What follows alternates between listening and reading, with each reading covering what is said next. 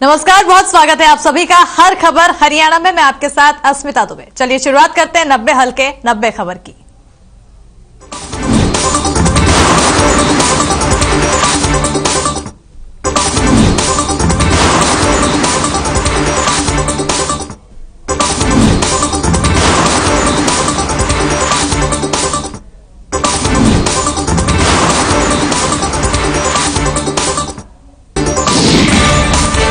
CM Manohar Lal ने विधानसभा के गांव महू चौपड़ा में लगभग 660 करोड़ रुपए की परियोजना को हरी झंडी दिखाई और सौगात दी है। मुख्यमंत्री मनोहर लाल ने 52 मेगा मांगों से अधिकतर परियोजनाओं की मंजूरी देते हुए मेवात जिले के लिए अपनी घोषणाएं की।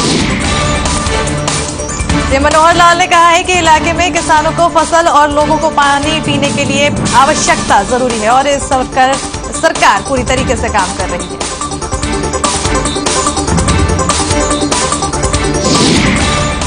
हरियाणा के राज्यपाल बंडारू दत्तात्रेय ने अंबाला छावनी में नेशनल इंडिपेंडेंट स्कूल्स अलायंस के कार्यक्रम में बतौर मुख्य अतिथि शिरकत की है। कार्यक्रम में पहुंचने पर निशा के राष्ट्रीय अध्यक्ष कुलभूषण शर्मा ने राज्यपाल का शॉल भेंट कर स्वागत किया। निशा की शिक्षा के क्षेत्र में चल रही विभिन्न गतिविधियों और भविष्य की योजना के बारे में विस्तार से जानकारी दी। इस मंथन कार्यक्रम में सारे देश के स्कूलों को डिजिटल करने के भी ऐलान किया गया है। कांग्रेस नेता रणदीप सिंह सुरजेवाला जींद पहुंचे और रोष प्रदर्शन किया। इस दौरान उन्होंने सरकार पर साधा निशाना। कहा, देश में कानून व्यवस्था बिगड़ती जा रही है। अभी हाल ही में एक व्यापारी की सरेआम हत्या कर दी गई। कांग्रेस के मीडिया प्रभारी रणदीप सुरजेवाला ने सीएम मनोहर लाल और उप मुख्यमंत्री दुष्यंत चौटाला पर संगठित अपराध चलाने का लगाया आरोप। कहा, सीएम और डिप्टी सीएम सरकार हरियाणा में अपराध चरम पर है और हरियाणा में कानून का राज नहीं बल्कि गुंडागर्दी का है। भिवानी में कांग्रेसी कार्यकर्ताओं ने बढ़ती हुई महंगाई को लेकर शहर में प्रदर्शन किया और इस दौरान उन्होंने सरकार के विरोध पर नारा लगाया है और लोग बढ़ती हुई महंगाई से परेशान हैं।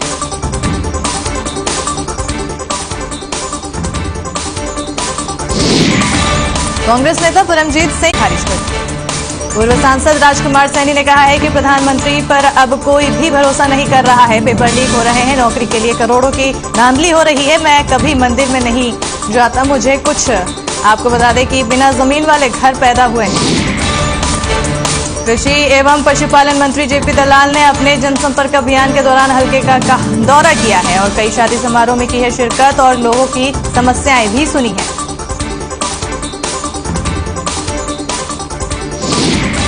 एमएसपी पर बोलते हुए कृषि मंत्री जेपी दलाल ने कहा कि मांग उचित और व्यवहारिक नहीं है। मांग करे तो व्यवहारिक करे, जो किसानों का हित हो। राजनीति करने के लिए इस तरह की मांग करने से देश हित में नहीं है।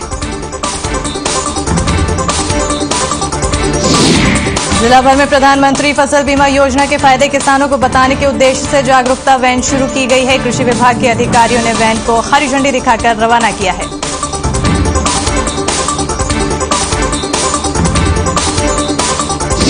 वैन सिरसा जिला के प्रत्येक गांव में जाकर किसानों को प्रधानमंत्री फसल बीमा योजना के फायदे बताएंगे। साथ ही किसानों को 31 दिसंबर तक बीमा करवाने के लिए जागरूक भी किया जाएगा।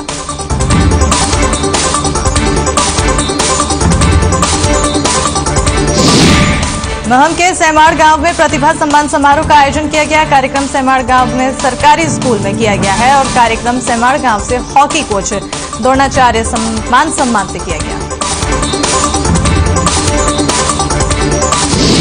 गांव के शिक्षक सतीश सचाव सिवाज और डीपी राज्यपाल ने बताया है कि कार्यक्रम में गांव के आईएएस लेवल के 7 व्यक्तियों का सम्मान कार्यक्रम किया गया है और छोटे बच्चों के भविष्य को लेकर इस तरह के कार्यक्रम का आयोजन होता रहता है। वहीं अर्जुन अवार्डी प्रतिभा ने बताया है कि मेरे गांव में इतना मान सम्मान मिला है, उसे कभी भूल नहीं पाऊंगा और सभी छोटे बच्चों को, खिलाड़ियों को संदेश देना चाहती हूं कि अच्छे से खेलो और ध्यान दो अपने ग्राउंड पर। रेवाड़ी में पश्चिम बंगाल की 2 युवती के साथ दुष्कर्म का मामला सामने आया है। रेवाड़ी के मॉडल टाउन थाना में तैनात हेड कांस्टेबल, होमगार्ड और एक अन्य व्यक्ति के खिलाफ पुलिस ने केस दर्ज किया है। एसपी राजेश कुमार ने हेड कांस्टेबल को तुरंत प्रभाव से सस्पेंड करते हुए होमगार्ड के खिलाफ कार्रवाई के लिए विभाग को पत्र लिखा। मिली जानकारी के अनुसार पश्चिम बंगाल की रहने वाली 2 लड़कियां रेवाड़ी में ही एक स्पा सेंटर में काम करती हैं। फरीदाबाद के सेक्टर 3 शत्रुघ्न पार्क में लाइट की सुविधा नहीं और घूमने फिरने जो लोग रात को पार्क में जाते हैं उन्हें काफी दिक्कतों का सामना करना पड़ता है। ऐसे में उन्होंने आरोप लगाया है कि आरएसएस वाले इस पद पर कब्जा कर लेते हैं। पार्क में जब हर खबर हरियाणा की टीम ने रियलिटी चेक किया तो पाया कि पार्क में लाइट के अलावा बैठने की सुविधा भी नहीं है, जिसमें लोगों को काफी दिक्कतों का सामना करना पड़ता है।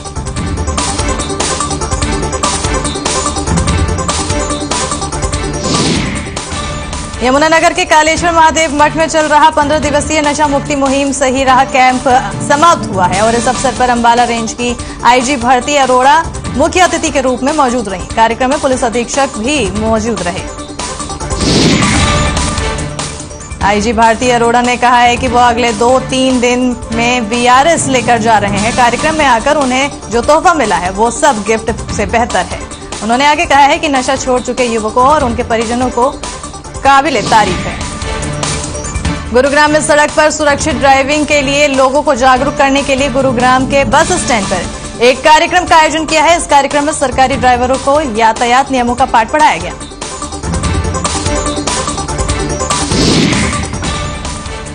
कार्यक्रम में हुंडई की ओर से पहुंचे ट्रेनर ने ड्राइवरों को बताया है कि रात में किस तरह की सुरक्षित ड्राइविंग करें जिससे किसी को परेशानी न हो और सड़क हादसे में कमी आ सके। जिला प्रशासन ने भी इस कार्यक्रम में भाग लिया।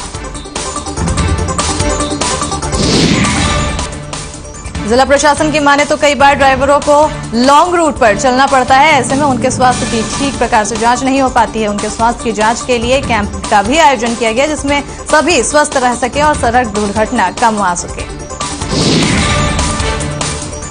यमुनानगर में सरस्वती नदी के किनारे पर बसे गांव में प्राचीन वस्तुएं मिली। प्राचीन मूर्तियां और उसके सिक्के समेत सामान मिले हैं और इसकी सूचना मिलने पर सरस्वती धरोहर विकास बोर्ड के उपाध्यक्ष घुमन सिंह की टीम मौके पर पहुंची। पुरातत्व विभाग की टीम ने कहा कि सफाई करके और जांच करने के बाद ही इन सिक्कों का सही काल पता लग पाता है। साथ ही जो सामान मिला है उसको जांच के लिए भेजा जाएगा और आगामी कार्रवाई की जाएगी।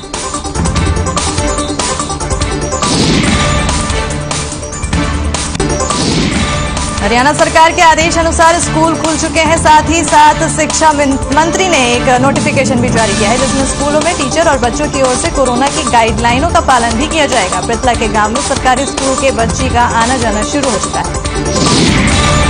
पलवल में हथियार के बल पर 2 नकाबपोश बदमाशों ने पेट्रोल पंप के कर्मचारियों और सुरक्षाकर्मियों के साथ मारपीट कर 2.5 लाख रुपए की लूट को अंजाम दिया है।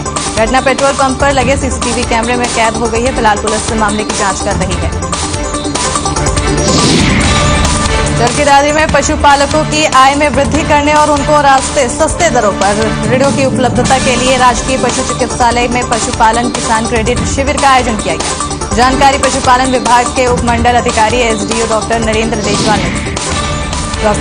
देशवाल ने बताया कि प्रदेश सरकार खेतीबाड़ी के साथ पशुपालन को अपना कर अपनी आजीविका को आत्मनिर्भर कर सकते हैं और पशुधन किसान क्रेडिट कार्ड योजना में पशुपालन कर कई तरह की उपलब्ध किया जा सकता है। सोनीपत जिले के मंडारो गांव में शनिवार को उत्तम खेती और अच्छा लाभ लेने के मकसद से किसान जागरूकता कार्यक्रम का आयोजन किया गया और जिसमें सोनीपत के उपायुक्त बतौर मुख्य अतिथि के रूप में शिरकत करने पहुंचे। कृषि विभाग के अधिकारियों ने स्टॉल अन्य फसलें लगाने के प्रति किसानों को प्रेरित किया। उन्होंने ग्रामीण किसानों को संबोधित करते हुए कहा, धरती की गुणवत्ता को बढ़ाने के लिए देशी खाद जरूरी डालना चाहिए।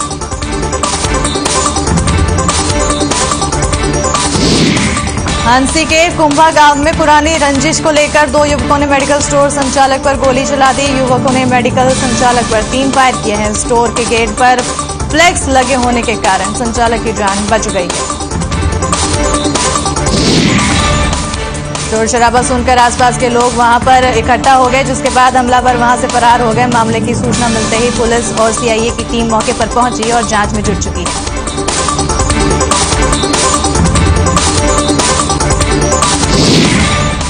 हरियाणा के जींद के सिविल अस्पताल मरीजों की जिंदगी के साथ खिलवाड़ का मामला सामने आया। एम्बुलेंस चालक और कंट्रोल रूम की मिलीभगत सामने आई और एम्बुलेंस रोहतक गई थी लेकिन 12 घंटे बाद लौटी है। सिविल सर्जन ने सख्त कार्रवाई के निर्देश दिए हैं। डिप्टी सीएमओ डॉक्टर भोला ने कहा है कि इसमें 3 कर्मचारियों को दोषी करार दिया गया है। उनके खिलाफ कड़ी कार्रवाई की जाएगी। ऐसे कर्मचारी हॉस्पिटल को चूना लगा रहे हैं। हिसार के प्रमुख व्यापारी विपिन धरेजा ने अपराधियों की ओर से 25 लाख रुपए की फिरौती मांगने के विरोध में एशिया की सबसे बड़ी ऑटो मार्केट पर पूरी तरह बंद रखा है। बंद का नेतृत्व हरियाणा प्रदेश व्यापार मंडल के प्रांतीय अध्यक्ष और अखिल भारतीय व्यापार मंडल के राष्ट्रीय मुख्य महासचिव ने किया। प्रदर्शन के दौरान व्यापारियों ने ऑटो मार्केट में जोरदार रोष जाहिर किया है। प्रदर्शन में दुकानदार और मिस्त्री भाई भी मौजूद रहे। इस अवसर पर व्यापार मंडल के प्रांतीय अध्यक्ष बजरंग गर्ग ने उपस्थित व्यापारियों को संबोधित किया है। फरीदाबाद के सेक्टर 16 में शहर को स्वच्छ बनाने में जुटी 2 और इको ग्रीन कूड़ा उठाने वाली गाड़ियों को नगर निगम उपायुक्त यशपाल यादव ने हरी झंडी दिखाई है। इस दौरान विधायक नरेंद्र गुप्ता भी शामिल रहे। यशपाल यादव ने इस दौरान लोगों को संबोधित किया है और स्वच्छ रहने की बात कही।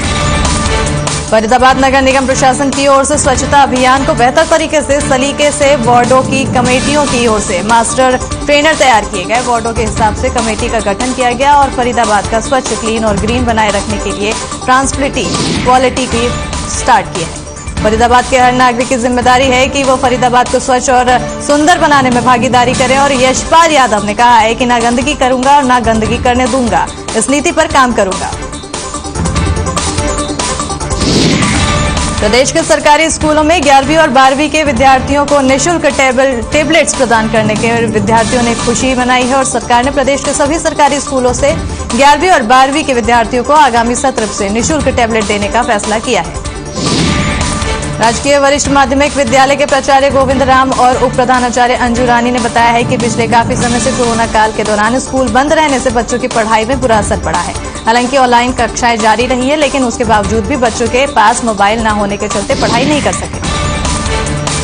कुरुक्षेत्र में अंतर्राष्ट्रीय गीता जयंती महोत्सव को लेकर तैयारियां की जा रही है। ट्रैफिक व्यवस्था को लेकर भी काफी प्रबंध किए गए हैं। यातायात व्यवस्था ठीक रहने के साथ ऑटो संचालकों को जागरूक किया गया है और निर्देशित भी किया गया है। पुलिस अधीक्षक डॉक्टर अंशुल सिंगला के मार्ग निर्देशक में यातायात के नियमों को लेकर अभियान तेज किया गया। 12 दिसंबर 1 से 2 दिसंबर गीता जयंती का आयोजन हो रहा है, जो कि कई दिनों तक चलता रहेगा। सिरसा में नवविवाहिता को छोड़ कनाडा फरार होने की कोशिश में दूल्हा को काबू में किया गया। सिरसा सिविल लाइन थाना पुलिस ने युवक को दिल्ली एयरपोर्ट में काबू किया। 6 महीने पहले ऑनलाइन प्यार हुआ था। परिवार की रजामंदी से शादी हुई। रेवाड़ी में नई अनाज मंडी से व्यापारियों की फंडों के आगे रखी सरसों और अन्य फसलों की बोरियां चोरी की गई और Ram Niwas and sense firm के तहत फंड से एक चोर बाइक ने कैद से वारदात। सीसीटीवी कैमरे में हुई थी कैद। पुलिस ने मामले का मुआयना कार्रवाई के बाद मामले में जांच शुरू की है और व्यापारियों ने बताया है कि उनके फंड से सरसों की आवक हुई थी, जिसकी सफाई और तुलाई के बाद बोरियां भर कर रखी हुई थी। चोरी की गई बोरी लगभग 50 किलो सरसों से थी। फरीदाबाद में 5 दिन पहले सेक्टर 59 के कॉपर वायर फैक्ट्री में चौकीदार को बंधक बनाकर 30 लाख रुपए की कॉपर वायर लूट के मामले में क्राइम ब्रांच ने 6 आरोपियों को गिरफ्तार किया है, जिसमें लूट का सामान खरीदने वाला कबाड़ी भी शामिल है। फैक्ट्री के मालिक ने बताया कि उसकी सेक्टर 59 के राजपूत नाम की बता रहे हैं, जहां पर फैक्ट्री में फोरमैन हीरालाल फैक्ट्री में पहुंचे और वहां पर उसे फैक्ट्री को चौकीदार हाथ पैर बंधे हुए पकड़ा हुआ गया था। रोहाना में नशा तस्करी रोकने के लिए चलाई जा रहे अभियान में बड़ी सफलता मिली है। पुलिस ने एक नशा तस्कर को गिरफ्तार किया है। 1300 नशे की गोलियां समेत पुलिस ने गिरफ्तार किया और आरोपियों को कोर्ट में पेश किया है। भिवानी में कोरोना काल में जिन बच्चों के माता पिता ने देहांत किया है वह फिर किसी बच्चे की पढ़ाई किसी भी कारण से छूट गई है, अब उनके लिए हरियाणा सरकार सर्व शिक्षा अभियान के तहत सेंटर खोल रही है और इनका नाम कदम सेंटर रखा जाए। सेंटरों पर उन्हें शिक्षा तो मिलेगी, साथ ही किताबें, बस्ते, ड्रेस और खाने के लिए मिड डे मील भी मिलेंगे। भिवानी में ऐसे 6 सेंटर खोले गए हैं। जिला शिक्षा परियोजना के अधिकारी नरेश महतो ने इस पर बातें आगे बताई है और सबसे ज्यादा कदम सेंटर लोहारू और भिवानी में स्थापित किए जाएंगे। पलवल में पेट्रोल पंप पर नकाबपोश डकैतों ने 2.5 लाख रुपए लूटे हैं। डकैत फिल्मी अंदाज में पंप के अंदर गए और सोते हुए कर्मचारियों को जगाकर उनके बंदूक दिखाई और लूटपाट की वारदात को अंजाम दिया और पुलिस मामले की जांच में जुट चुकी है। लूट की पूरी वारदात सीसीटीवी कैमरे में कैद हो गई है। बदमाश पंप में 2.5 लाख रुपए कैश लूट के लेके गए हैं और पंप पर तोड़फोड़ भी करके मौके से फरार हो गए। पंप पर मौजूद कर्मचारियों ने पुलिस को सूचना दी और सूचना मिलते ही पुलिस मौके पर पहुंचकर मुआयना करने में जुट गई। करनाल की जेल में 37 वर्षीय बंदी अमित की मौत हो गई है। मौत के कारण छाती में दर्द बताया जा रहा है। पीड़क में अमित को सामान्य अस्पताल में लेकर आया गया और सूचना पाकर बंदी के परिजन भी मौके पर पहुंचे। परिजन का कहना है कि जेल प्रशासन ने उन्हें कोई ठोस जवाब नहीं दिया है। डॉक्टर ने परिजनों को बताया है कि जब युवक को लेकर पहुंचे उससे पहले उसकी मौत हो चुकी थी। पोस्टमार्टम में ही मौत के कारणों का खुलासा होगा। फरीदाबाद के सिविल हॉस्पिटल में डेनमार्क एजेंसी के सहयोग से 56 बेड के कोरोना प्री फैब्रिकेटेड हॉस्पिटल तैयार किए गए हैं, जिसका निरीक्षण करने फरीदाबाद के डिप्टी कमिश्नर जितेंद्र यादव पहुंचे हैं और तमाम व्यवस्थाओं का जायजा लेते हुए जरूरी दिशा निर्देश दिए। डिप्टी कमिश्नर के अनुसार जल्दी ही मुख्यमंत्री इस फैब्रिकेटेड कोरोना हॉस्पिटल का शुभारंभ करेंगे।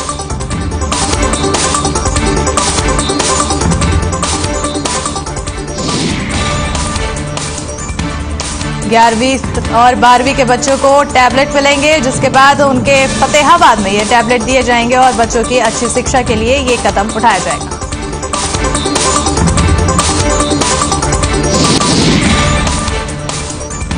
फतेहाबाद में अब लोगों को नहीं होगी तकनीकी समस्या, पर टैबलेट के जरिए पढ़ाई लिखाई कर सकेंगे बच्चे। जिस तरह से कोरोना काल में छूटी थी पढ़ाई, वो अब पूरी कर सकेंगे।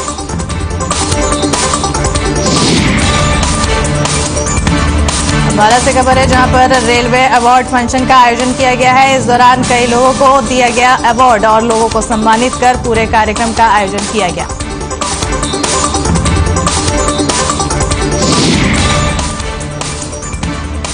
अम्बाला में अवार्ड पाकर लोग काफी खुश नजर आए। इस आयोजन में लोगों की खुशी जाहिर हुई और सबके चेहरे पर दिखाई दी लोगों की खुशी।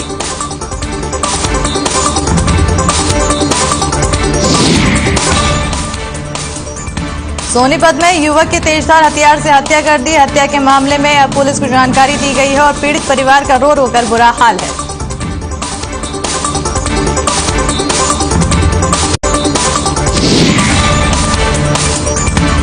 पुलिस ने शव को कब्जे में लेकर सोनीपत के नागरिक अस्पताल में पोस्टमार्टम करवाने के बाद परिजनों को सौंप दिया है और पुलिस जांच अधिकारी विजेंद्र ने बताया है कि वारदात किसी तेजधार हथियार से की गई है।